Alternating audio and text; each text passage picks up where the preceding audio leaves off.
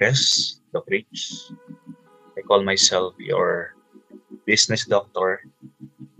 And today we're going to proceed to continue with the um, pag-tabulate. Pag-tabulate ng mga data after a survey. So last time we reminded that we discussed how are you going to create your questionnaire. Then if the questionnaires are done, pag wala ng problema, na-check na ng advisors nyo, nakapag-validate. Validation is important, guys, no? Before you distribute your questionnaires, dapat it should have been checked by an expert. Like for example, 3 experts from the industry, 2 experts from the academe, para ma-check talagang tama yung mga questions dun sa questionnaires nyo. And after checking, it is also important that you should validate your questionnaire sa mga non-respondents, no? Ibig sabihin, pag na-check na ng mga advisors nyo and experts, next thing to be done, i-trial test nyo sa mga non-respondents sa tao, no? It will be validated by 10 persons. Hindi sila mga respondents nyo, ha? In testing, the purpose is you have to check for the accuracy, pag wala bang mga confusing directions or instructions or words, kung alam ba nilang gagawin sa questionnaires, bibilugan ba or i-check, or isa lang ba yung sagot, or multiple type response question yung inyong bibigay sa mga respondents, no? Then pag perfect na mga yon, you can now float or distribute your questionnaires sa mga respondents nyo, either face-to-face or online. Now, assuming that you are done with distributing or floating your questionnaire, example, you have distributed the questions to like 100 respondents, and they were given ample time to answer the questions. Pwede na kayo mga questionnaires, mga respondents, no? Madali lang pag online ang pag-float, madali lang siya kasi automatic magta-tabulate siya sa inyong mga sa Excel file ng inyong form, example, Google form or MS4, automatic na magta-tabulate siya. Now, if that is a manual distribution, yan ang medyo matagal pag-tabulate, no? But anyway, with the help of Excel file, you can tabulate your data. Mas mabilis kaysa dati, no? Now, I have here in your screen, ito yung result ng tabulation, no? Example, you have floated yung questionnaire siya, then you will check yung response, no? Ito yung form ng this one is a Google form format. Kita nyo dito sa response, okay? Ito yung questions right? Then meron ditong response tab. So nakalagay dito lahat ng sagot ng mga respondents, no? You can see here, mayroon siyang 157 respondents. So, ang respondents, depende naman. Pwede siyang 100, pwede 100 lang ang respond. Example, if the respondents are 100, so you can see here sa tab na to, kung na-retrieve na lahat. Example, if your respondents are 157, so kita mo dito, 157 yung respondents siya, no? Kung 100 yan, so it should show here 100 respondents. Okay?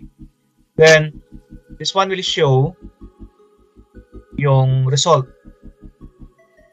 So, kita mo dito yung example. Di ba sa demographic profile nyo, yan ang common questions, the age, the name is optional, the age, then the gender, civil status, and sometimes educational background, no, ng mga respondents. So depende yung lalabas dito, age, gender, civil status, or educational attainment, or pag mayroong ibang indicator sa demographic profile like year level or income or family income or average income.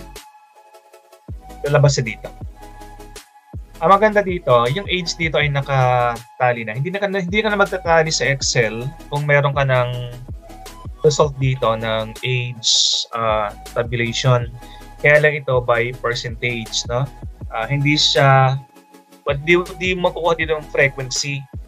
But with the use of the percentage, malalaman mo kung ilan eh. Example, pag ang respondents mo ay 100 respondents, ang age 19 to 21 ay 58.5%. So nakalagay naman dyan 93. Okay? So ang frequency mo ay 93, then the percentage ay 58.5%. No? So inalagay mo sa yung tabulation. Papakita ko mamaya yung format. Pag ito ilalagay mo na sa iyong research, sa iyong chapter 4, no? Ipapakita yung format mamaya ng table. But the raw data are this one, 90 to 21, tandaan nyo ito ha, 90 to 21, 93 years, 93 ang respondents sumagot, then that is 58.5%. Okay? Yung kulay, ano naman, kulay orange ba yan? That is a 22 to 24 age bracket. So, ang sumagot ay 55. The percentage is 34.6. Okay? So, na iba naman nandito, eh, no? 25 to 27 ay 4. 28 and above ay 5. Tapos, yung pinaka-konti ay yung under 18.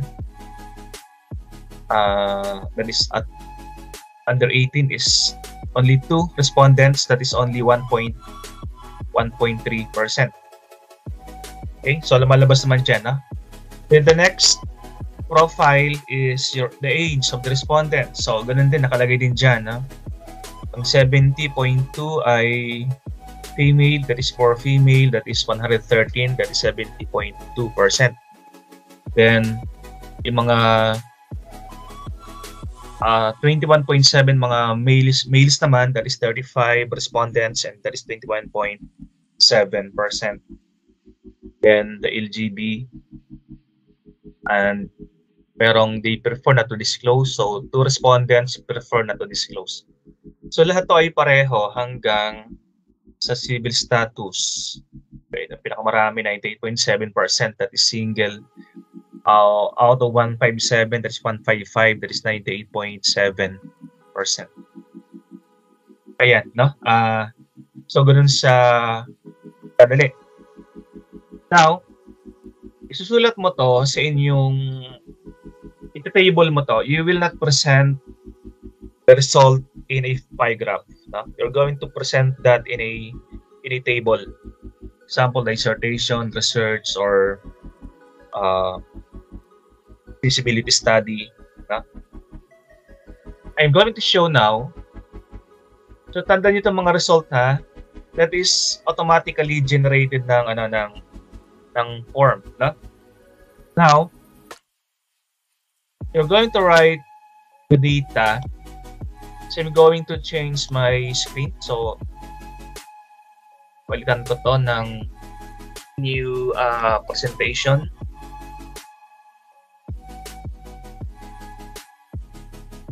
Going to show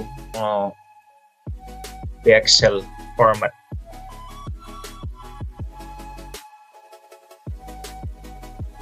Okay, this one, the Excel format. Ayan. Okay, so hoping that you can see this one.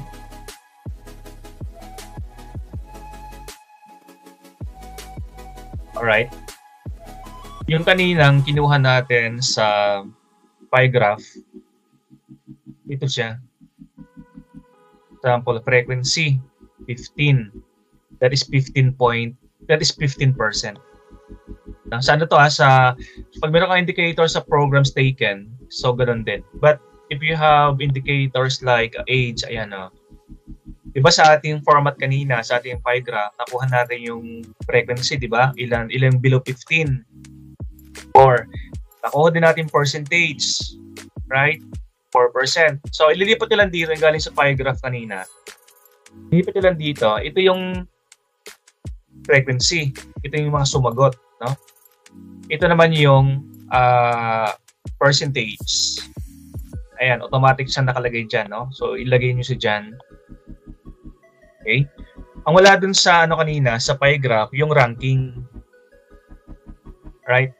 Pero madaling siyang i-rank. Example, dito, ang pinakamarami ay yung 5. So, that is your rank 1.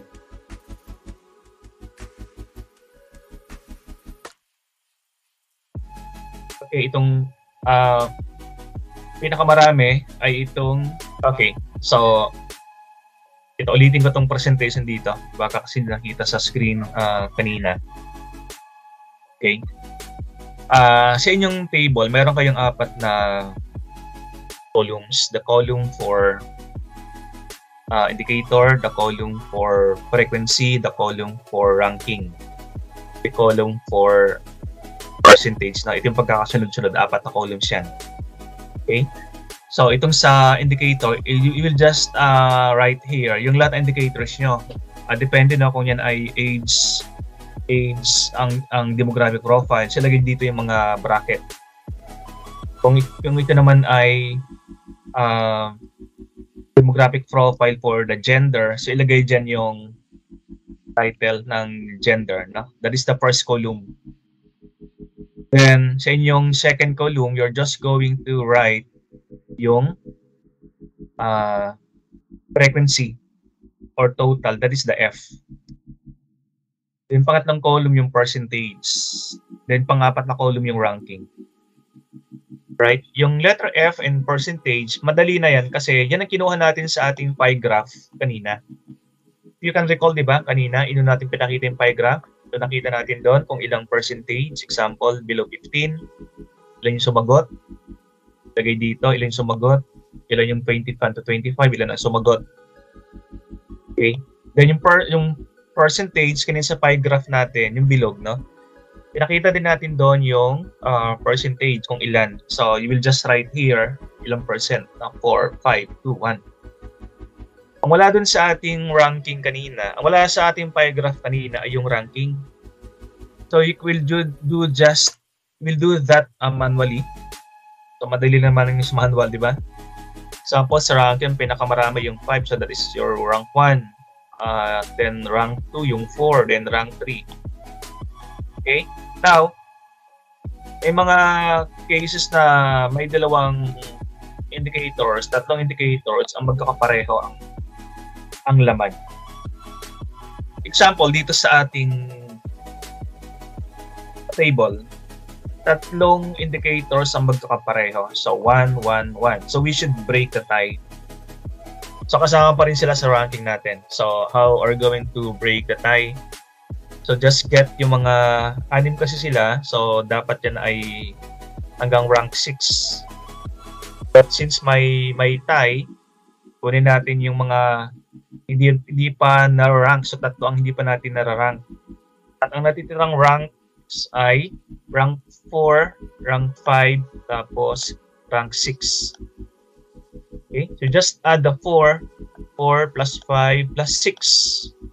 Right? And you will get 15. Then 15, you divide 15 by 3. So y divided by 3. Tatlo pa kasi hindi natin nararank. So 15 divided by 3, that is 5. So sila ay rank identically ranked 5. 5, 5, 5. Ayan, okay? Then be sure kung ilan yung respondent. Example, your total respondents kunwari ay 100. So be sure na ito ay nagtototal ng 100. Kasi pag hindi siya nagtotal ng 100, no, there's something wrong with the tabulation. Example, your total respondents ay 150. So dapat magtototal siya ng 150. Sa ilalim. Right? Then the percentage column should always total to 100%. Palagi yan. Kung Kung hindi 100%, there's something wrong with the tabulation nyo. Okay? So itong apat na columns na yan, that is exactly to be shown sa inyong chapter 4 in presenting your data in a table. Okay? So ito ay type ng question na only one response. Pag demographic profile kasi, ang response ng mga respondents ay isa lang. Okay? Pero meron pa tayong dalawang klase ng questions, no? Yung multiple response, tapos yung Likert type of question. So, applicable lang to sa demographic profile ng mga tanong. Example, for age. Okay, lagyan natin dito age, di ba? Ito yung mga ating mga demographic profile na ginagamit. The age, the gender. Okay, so pakita natin gender, age, gender, yan, age. So, this hindi pala sa age na. Ano ito? Program. Yan. Programs taken. Okay. Now, ang demographic profile natin ay iba pa, na example yung gender. Sa age kanina, di ba? Then meron tayong gender. Okay? O ito sa ranking sa ranking niya. Rank 1, yung 7. Rank 2, yung 5. Tapos may tayong yung dalawang 4. So, pareho sila, no? So ang ranking natin dyan, 1, 2, yung 3 plus 4 is equal to 7, di ba? Okay, then 7, you divide 7 divided by 2. So, 3.5. Kaya ang rank dito ay 3.5. Okay, that is for the gender. Now, isa pang demographic profile yung civil status. So, ito ay nanggaling din dun sa inyong pie graph. Ha? So, 2, 1, example, dalawa lang sila. Single lang and married. Okay, so madali, yung iba walang laman. Okay, but dito, pag meron kang 100 respondents, so be sure that this is 100. At ito ay palaging nagtototal dapat ng 100%. Okay, at palaging may laman yung ranking. Rank 1, rank 2. Okay, so that is how we tabulate. So itong table na to, ito ba nakita ko, this is only applicable sa only one response, sa demographic profile, no? This is applicable sa demographic profile. Now, may dalawa pang natitirang type ng question na itatabulate nyo. Ito yung multiple response, tapos yung Likert type of question. So, we're going to tabulate that. So, balik tayo dun sa ating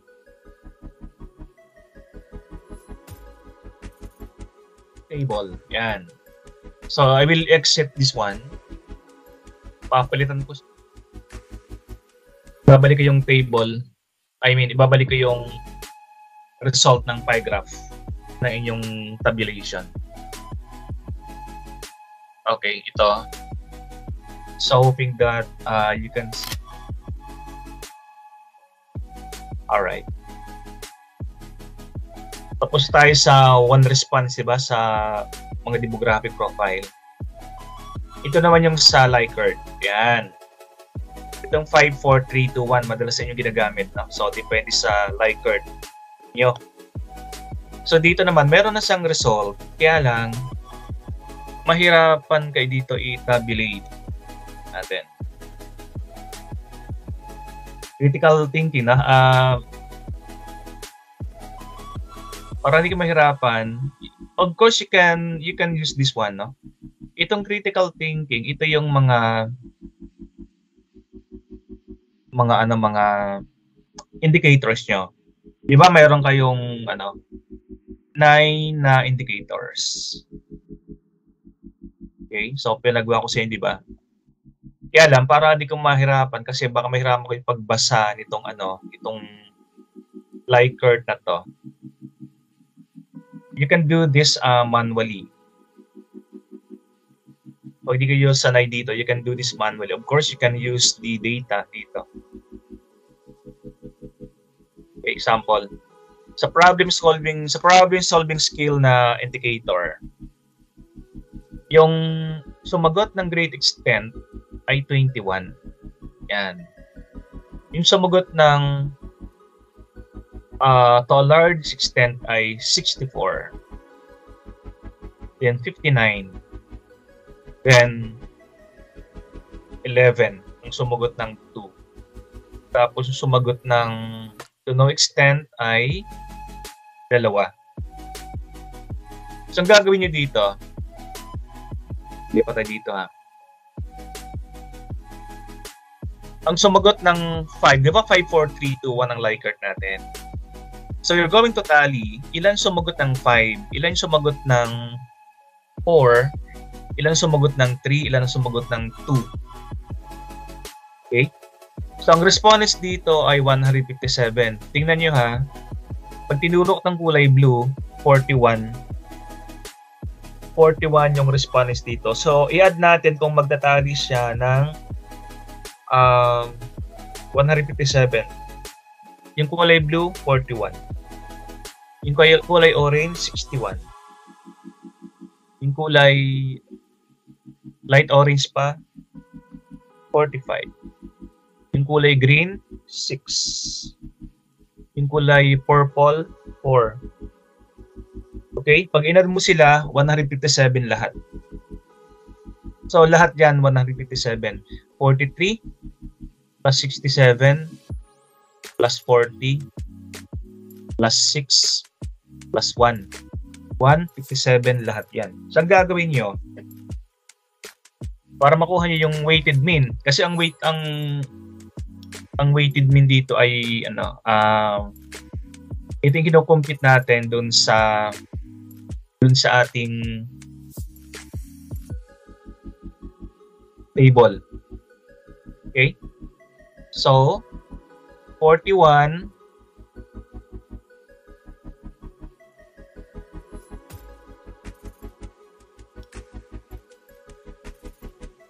times 5, yan.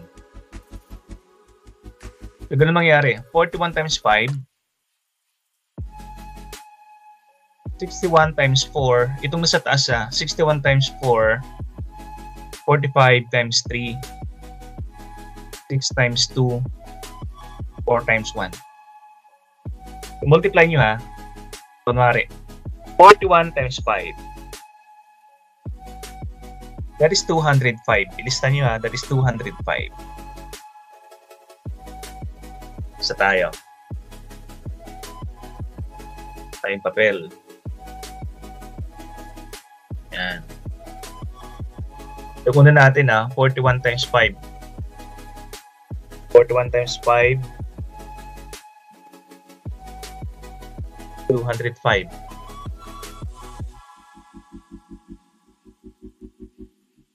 61 times 4.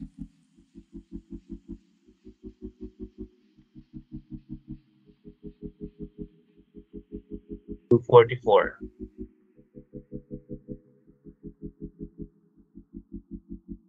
45 times 3. 135. Then 6 times 2. 12. Then 4 times 1. 4. Okay. So, try natin. 41 plus 61 plus 45 plus 6 plus 4. Yan. Okay, ulitin natin ha. Ito ay Likert. Ito ay ginagagamitan nyo how to tabulate the result sa Likert. Itutok nyo sa kulay blue. That is 41 times 5.